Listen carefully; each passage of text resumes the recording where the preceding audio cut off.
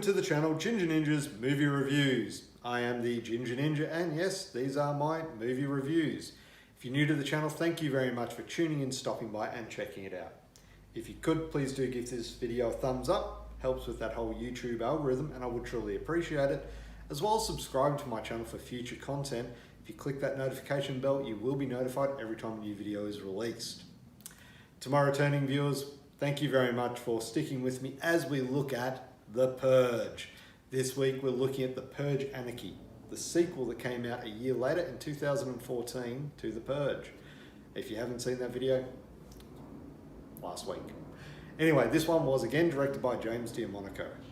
It stars Frank Grillo, Carmen Diego, Zach Gilford, Keely Sanchez, Zoe Soul, and many more. Now, obviously I will be discussing plot specifics and spoilers, so if you have not seen this one, you have been warned. Three groups of people intertwine and are left stranded on the streets during Purge night, trying to survive the chaos and violence that the night brings. Now, this cast is led by and introduces Frank Grillo as the Sergeant. He is named later on in the sequel, but we'll cross that bridge when we come to it. The cast in this one is really good and they are well suited to their roles. Particularly Frank Grillo, like he's a fantastic actor. He brings this humanity, but also don't mess with me vibe to him. Fantastic in everything he does, I think. Now they do expand the Purgeverse. I think I'll coin that term, Purgeverse. And they bring in a much bigger world. It's more diverse compared to the high class of the previous film, which was set in that really nice, neighborhood, nice people. So this one, it's on the streets, it's grimier, it's dirtier, it's in your face. And the characters portray that. They are normal people working everyday jobs. This is what they face.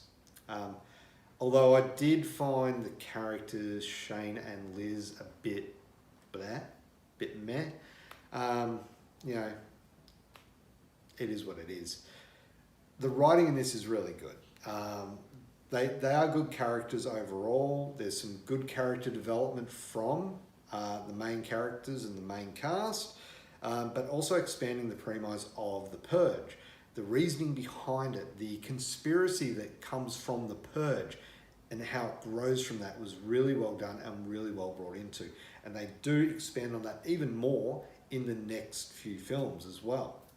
Now I mentioned character development, of course. Frank Grillo gives an amazing performance, but in the third act, outstanding performance from Frank Grillo on this one. Overall, it's a bigger world and you really do feel it. And you also see it as well. The directing, James Diamonaco does a great job at this one. He takes it up a notch. By not limiting himself to one particular house and expanding the whole area where he's got no control over anything, because anything can happen. You don't know what's going to happen. It just makes it more intense and more explosive. The danger can come from anywhere. It's not just hiding behind a couch or in a cupboard. It could be, someone down an alley with a sniper rifle. It could be flamethrowers. So much going on. You never know what's going to happen. So the bigger world of this Purge is just phenomenal. The effects, the vacant city does look surreal, and rewatching it, it did remind me of footage very reminiscent of lockdowns and things that did occur during COVID-19, coronavirus and things like that. And that was really surreal to watch. So that was pretty cool. The bloods and bullets, the usual stuff, nothing too major there. The masks though are cool, they do look really cool, I thought. And Sarge's car really reminded me of Thomas Jane's car in The Punisher. I know it's a different car and whatnot, but just when he's driving it out of that garage, kind of gave me a feel of Thomas Jane's The Punisher. So if you've seen that film, I think you'll see what I mean. Rewatchability. Obviously with these Purge films, I'm a fan of them, as you can tell. Look, this is a great one to go back and rewatch. It's the high intensity of it. It's got a really tightly wound, intense story to it, and it just brings more to the world of the Purgeverse. So yeah, it's really good. I really enjoy it. Overall, the Purge Anarchy though, I do think it's a better film than the first one. I think it follows the rules of a sequel. It makes it bigger, obviously, and makes it better. And that's why the Purge Anarchy gets an 8.5 out of 10. So there you have it, my review of the Purge Anarchy from 2014. Have you seen this film? What did you think of it? Let me know down in the comments below. And once again, don't forget to give this video a thumbs up. And if you haven't already, subscribe to my channel and click that notification bell for future content. Thank you very much for watching. Hope you have a great day. Bye.